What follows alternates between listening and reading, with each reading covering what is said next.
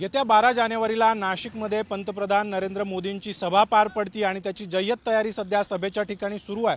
नाशिकच्या तपोवन परिसरातल्या मोदी मैदानावर ही सगळी तयारी सुरू आहे। याच ठिकाणी मोदींची 12 तारखेला सभा पार पडणार आहे। तब्बल 16 एकर हे सगळं मैदान आहे आणि या ठिकाणी सध्या मंडप उभारणीचं काम सुरू असल्याचं पाहायला मिळेल। अगदी क्रेन या ठिकाणी बोलवण्यात आलेले आहेत आणि या 4 क्रेनच्या माध्यमातून भव्य असा सभा मंडप जो आहे तो या ठिकाणी उभारला जातोय। तर दुसऱ्या बाजूला मैदानाचं सपाटीकरण करण्याचं काम देखील अतिशय वेगामध्ये सुरू आहे।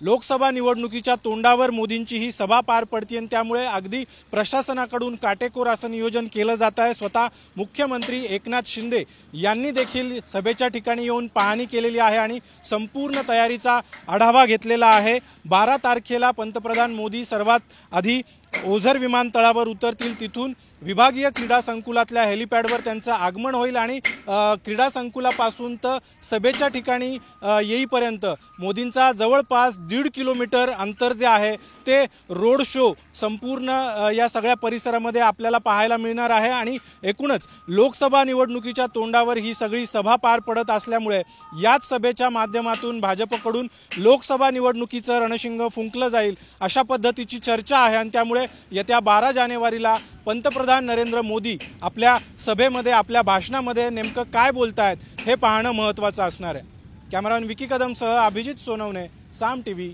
नाशिक। देश विदेशातील प्रत्येक घडामोडींचे लाईव्ह अपडेट मिळवण्यासाठी आता साम टीव्हीच्या सर्व सोशल मीडिया प्लॅटफॉर्मला लाईक, फॉलो आणि सबस्क्राईब करा।